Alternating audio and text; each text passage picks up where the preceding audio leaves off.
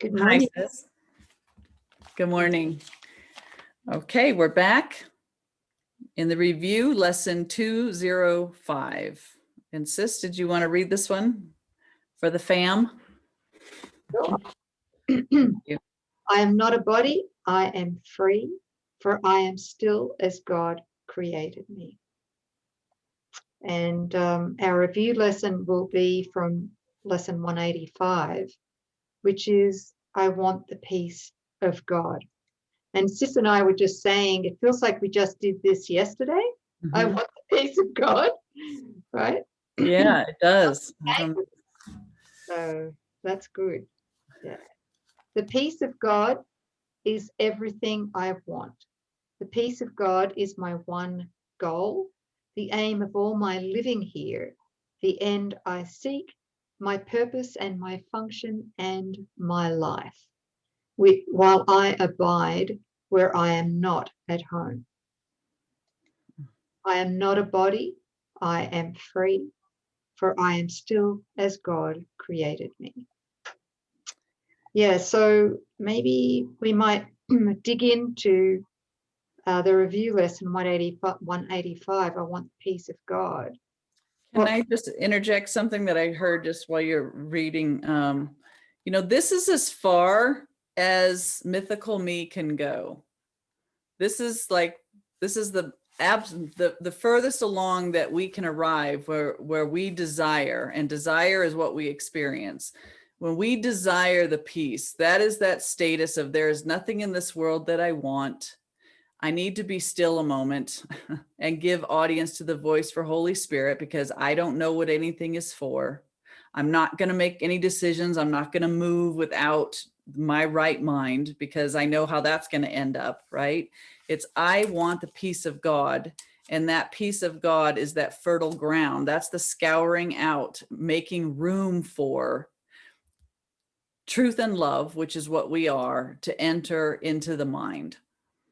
So peace is that precursor that's accompanied with the entrance of love and truth. They are there already, but while we're defending and keeping our mind busy on body thoughts and being distracted, there is no room for that. So this is why this is so important, because this is the culmination of what mythical me comes to, and it's the only decision that we can make, and we need to make that ultimate decision with all our heart. And it's interesting because I see this, the world would be completely changed should any two agree. These words express the only thing they want. So where two or more are joined, the I is there, and the I is declaring, I want the peace of God and nothing else. That means we have exhausted this gap. There's nothing in this gap that we want more than the peace of God. And if two people come to that recognition simultaneously, he's saying the world would be healed. Not just a few people. The world, the sun. That would be the awakening. Well, that hasn't happened yet. Right? No. Yeah. Well, the fear of God, right? The fear of God is we're talking about those obstacles to peace, and they're all centered around the body. And so it's really surmounting this incessant, very tenacious belief that we are this body figure, but it is doable. It is doable when we recognize through holy relationship that the body offers us nothing that we want, in contrast to the love we experience when we're willing to join with the brother beyond the body. Right. So backing up a bit, sis. Yes. We can't really rest in the peace of God. We won't know the peace of God until such time as we have honest relationships. Mm-hmm. And the first honest relationship is with ourselves. Yes. Most of us live under a tyranny of self-denial and self-betrayal and self-abandonment. Can you give some examples to the people who are listening right now about, specifics that they can relate to? I can't even remember. Okay. So, the people pleasing, every time we abandon ourselves because we want somebody else to like us or to approve of us, when we communicate wearing a certain mask for, I show up one way with this one part of my life, I compartmentalize. I'm very spiritual with my spiritual family, but I'm totally different when I go to the office. These are all ways in which we send that message to ourselves that as ourself, we are unworthy, we are flawed, we don't want the world to see that. And certainly we're not love. And we place it outside of ourselves and we're just trying to be everything for everyone. Okay, that's that abandonment of the self. And we first have to learn how to cultivate an honest, authentic relationship with ourself, allowing ourselves to say, do, think, and move in accordance with how we truly feel. And that's that 7 keys to authentic relating we keep harping about, which is down below in the list of resources.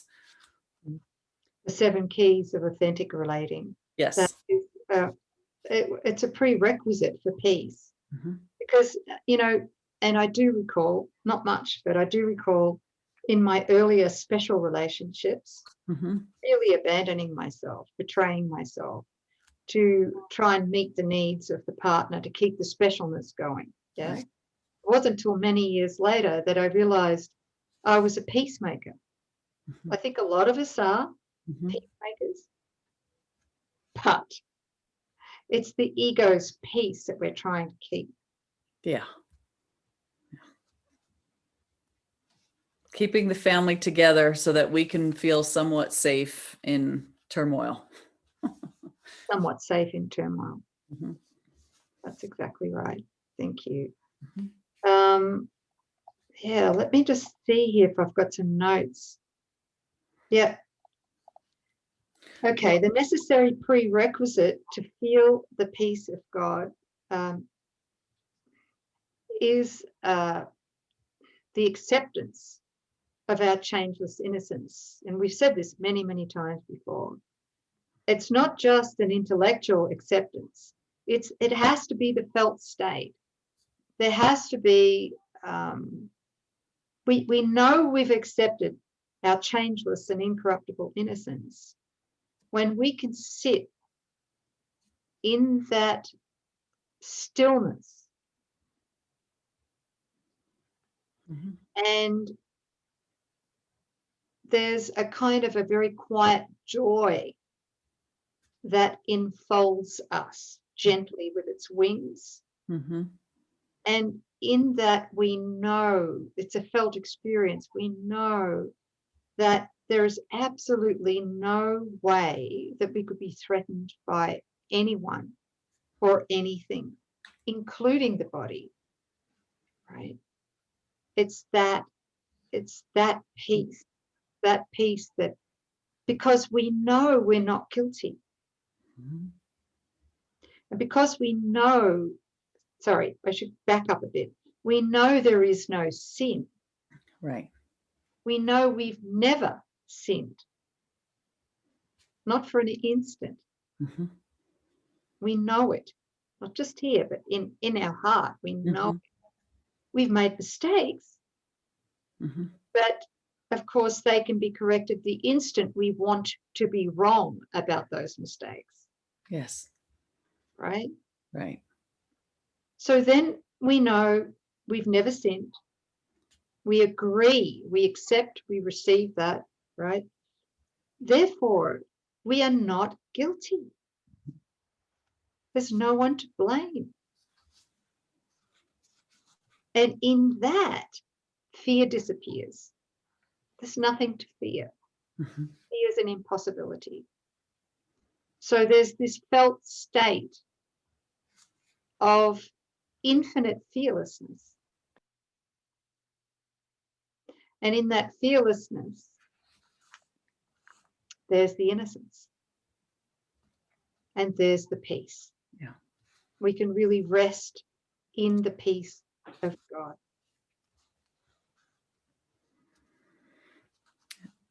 And the way I've reached that is recognizing that anytime I hear the word sin, I immediately think of separation. And it's the understanding, even for an instant, that you feel that how the truth that the separation is an impossibility. For just a moment, you get a sense of the nature of God and your relationship to God and how separation is impossible. And from that, there's that spark of, well, there's no guilt then. I've never left. I'm not this mythical me. I've never left. God's answer was inconceivable. And fear, can't be in a mind that knows its innocence. Only guilt breeds the fear. And innocence is guilt's opposite. From innocence just flows love. Yeah, beautiful. Thank you. Yeah, and maybe we should recommend the End of Fear guided meditation. Oh, yeah. In the list of resources down below. It's in there. It's already in there. Yeah. Yeah. The End of Fear guided meditation. It's very powerful. Yep. Yeah. Audio link. Wow. Okay. Did you hear something? I saw somebody standing right next to me here. Okay. Hi, welcome. Welcome. Yes. Somebody wants to be in on this lesson. Apparently.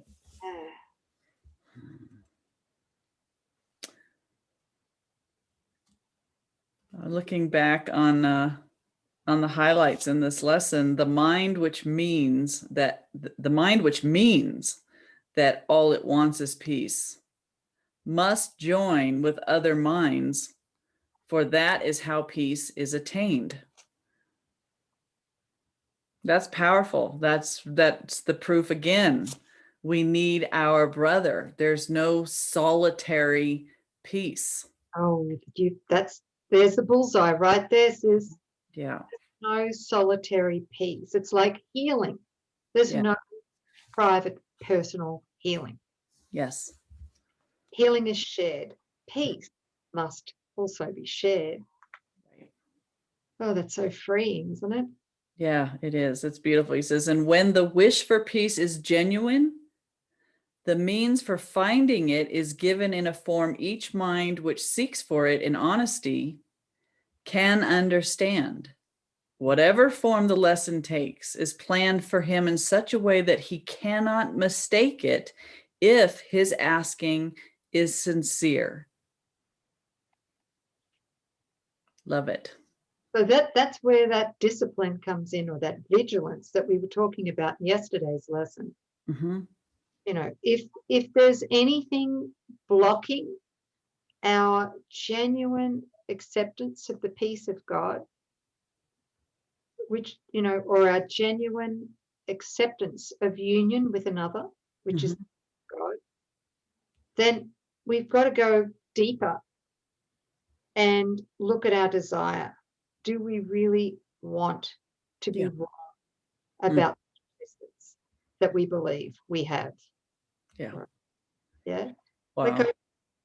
It's interesting. A lot of us have self-doubt, and I'm not through it completely yet myself, right? Self-doubt's always the ego. Yeah. But the self-doubt, is still something we want, right? Self-doubt is or unworthiness, this belief that we're unworthy. Yeah. Because if we really do believe we're unworthy, then we are going to fight like crazy against the peace of God. Right. Yeah. But, I mean, we've got to get to that place, genuinely get to that place where we desire to be wrong about our need for self-doubt. Yes, self-doubt would just keep that door just a little bit open for the ego, and it's enough to prevent the miracle from occurring. It's just enough to keep a little bit of fear in the mind, which is all fear. right? You entertain 1% and that's the ego. I'm telling you, I'm seeing it so clearly now. One doubt in God or the holy self seems to interrupt, love from flowing. And so we can be vigilant for that. Just understand that that's what it's doing. That's what it seeks for us, and be unequivocal in our choice of, he asks further on in this lesson, is this what I would have in place of heaven and the peace of God? I mean, we need to ask ourselves that. Just the last couple lessons was very powerful for me. And I noticed that as soon as I have this where I feel like I'm touching heaven, experiencing something real, it's usually the next day that something will emerge in my experience that gives me an opportunity that I wasn't aware that was still there.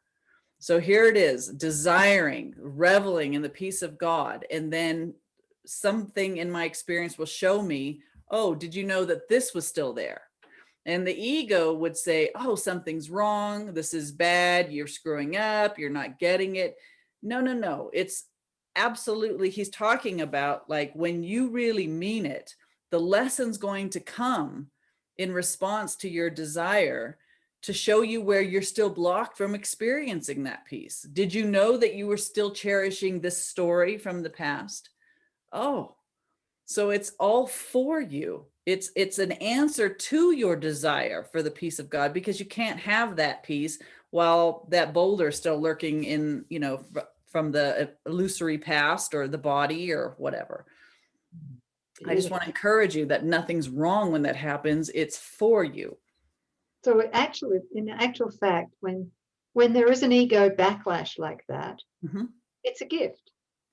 It's an answer to what we asked for. Yeah. Okay. Because he says to devote your practice. Go ahead. Sorry. You go, sis. Because he's asking us in following this lesson, the practice periods is for careful searching of your mind to find the dreams you cherish still. And Holy Spirit will bring these up. Your brothers will show you where you still are harboring something, some cherished idol in the gap. Go ahead. Yeah, no, that's good. I don't have anything to say. Yeah, thank you, sis. All right. And take comfort. No one who truly seeks the peace of God can fail to find it. For he merely asks that he deceive himself no longer by denying to himself what is God's will. Who can remain unsatisfied? Who asks for what he has already? Who could be unanswered? Who requests an answer which is his to give? The peace of God is yours.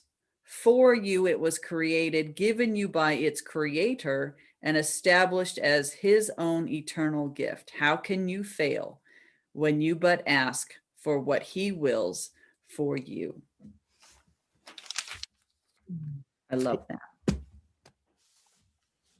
And then he goes on to say that, and how could your request be limited to you alone? No. No gift of God can be unshared. It is this attribute that sets the gifts of God apart from every dream that ever seemed to take the place of truth.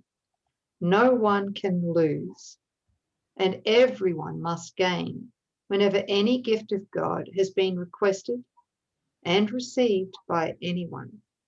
God gives but to unite. That's it. Wow. Only to unite.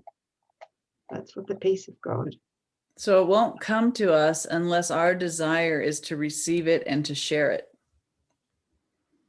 I want the peace of God. I want it for the entire sonship. And because that's God's will, that's where we're in alignment with that will. And we discover, okay, that peace of God, I already have that.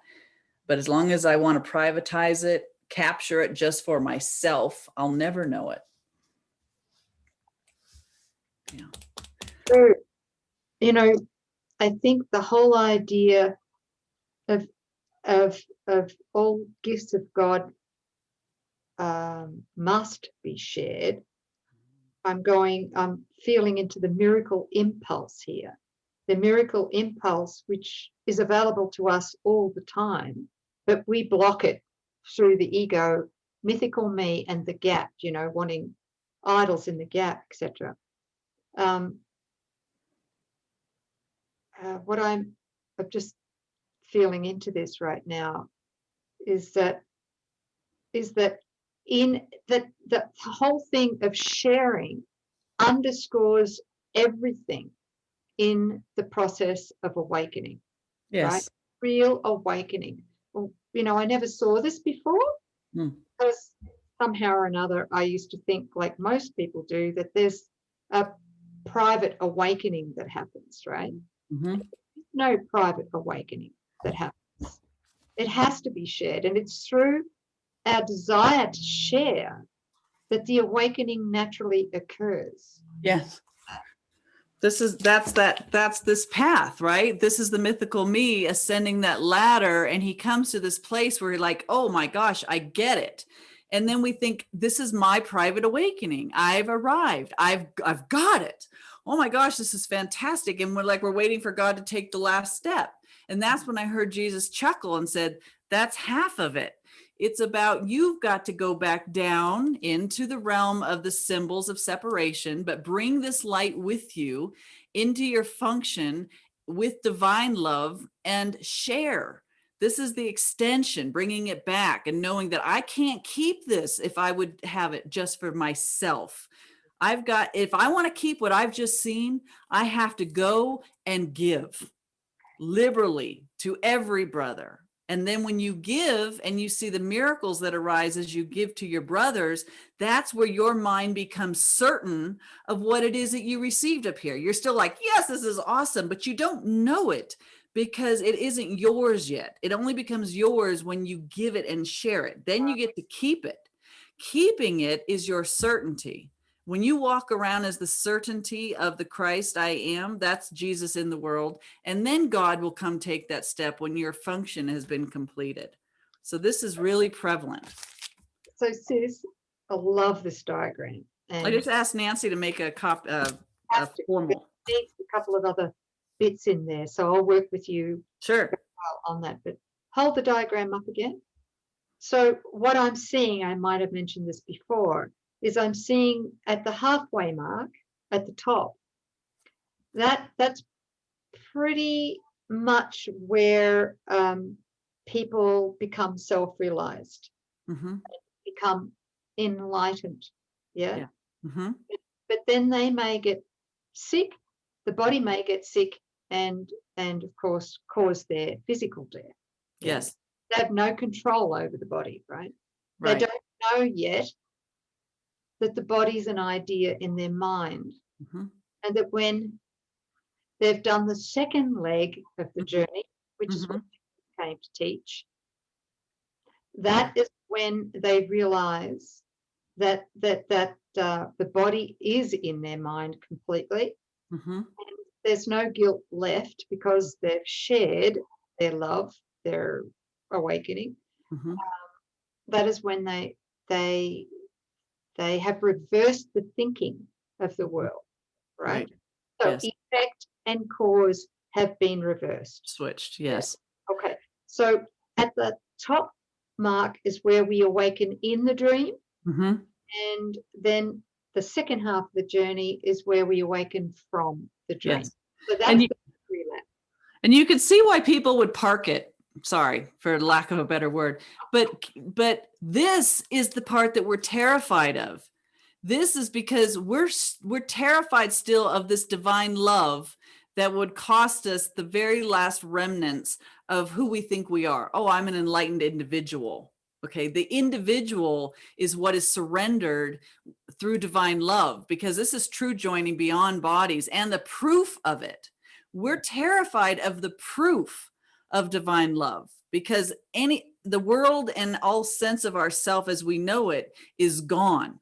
So better to exit stage left through death than actually embody that love and give yourself up to the one son that we are. Yeah, I can really, yeah. This is good enough. I think I might have done that a couple of times. I know I have. Damn. Yeah, I'm hanging in. Come in with some cellular memory that goes, I am not doing exit at the halfway mark this time. I am not doing that exit. Yes. I am going all the way this time, as Jesus came in to teach us. And holy relationship represents that final victory lap. This right, because the payoff from holy relationship is what keeps you here.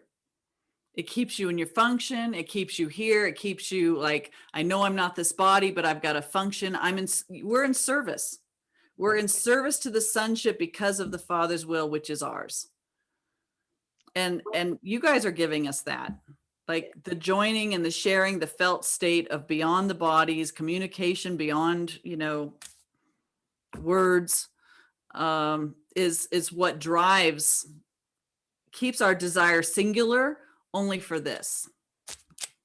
We love, okay, thank you. We, in that last victory lap, we get to experience a love for our brother that's so great that we make a commitment not to abandon them. Yes. And that means we will abandon our brother in sickness, in pain, in lack, and in death. Yes. Yes. Boy, we have no commitment without our brother, right? Yeah. Sorry, I'm just excited because I feel like I know that that's absolutely true. There's times where I've joined with sisters and brothers and I wasn't, it seemed like the body didn't feel well. And my commitment to them was greater than the ego's pull of bring the blanket over your head and hide out in the fetal position. No, I'm not. I will not use the body as the billboard to frighten my brother or sister. It was the love that induced you. Get up, sit up, turn the light on, be present. You don't have to go down that rabbit hole. And I didn't. And there was the healing. So it was beyond self-interest. That's the key. That's it. That's it. I love my brother too much to be sick. Yeah. Or to frighten, or to separate, or to condemn, or to increase their guilt. Oh, geez, because that's what it does. I mean, no guilt. I mean, no self-judgment. But if I really do believe that I'm suffering, then I inadvertently, in a way, am also, like you said, stating this billboard that says to my brother or sister, listen, you're guilty. Behold me, brother, at your hand I die. What we did is causing my death, and it's going to cause yours too. So yeah. That's chapter 27 in the text. Yeah. One of my favorite chapters. At first, not so much, but it's now, of course, I love it. Yeah. But there's not to be any self-judgment here either. No. Okay. It's but joining with a brother or sister in this is where it's healed, really, really healed by the love that we want to extend to our brother or sister. Actually heals the two of us, both of us. Well, actually, it ripples out. This, and we could on the diagram we could put, this is the path of truth. I mean, this is figuring it out and getting it. It's like, oh my gosh, I've got it now. I totally awake. But until you've done the second leg, which is the love. Love is the path where God takes the last step. You can't have just half the equation. And you see a lot of people hiding out at this place, but still using it unwittingly for separation. Yeah, we go all in our service to the sonship because of love. Wow, that's so helpful, sis. Yeah. Thank you. I like it. Thank you. Okay, where are we? What? Well, Hey, Well, that was it. I want the peace of God more than anything. that's it. Yeah. Thanks, sis. Oh, Thank you. that was fun. I know. I just love it when we get rolling like that because I get all start buzzing around. Yeah. Yeah. Hope you received it and trust that you did. Know that you did. And thank you. Thank you guys for being here. Oh, something just came through. Ooh, what was it? Is one way to really increase the chances of holy relationship, beginning to open our heart to it, would be to study the text of A Course in Miracles Well, who's together. doing that? Who in their right mind would do that? I think Coreen Walson, aka the Christ. Oh, right. Okay. Yes. Right. Yeah. Come join me, you guys. I'm lonely without you. Come be with me as we make our way through the text and Course in Miracles. It's on Thursday nights, 6 p.m. in my Zoom room. You can register on the nouksanchez.com website if you want to get the recordings. All the information will be down below for you to register. And we're going to have a kick-ass time.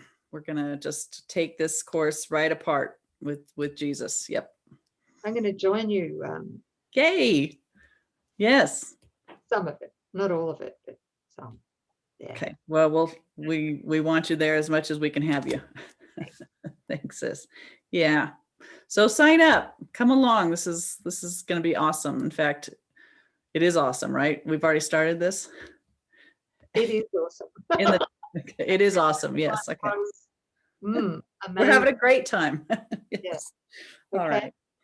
Love you all. Everyone, we love you. Thank you. Bye-bye. Thank you. Thanks. Christ.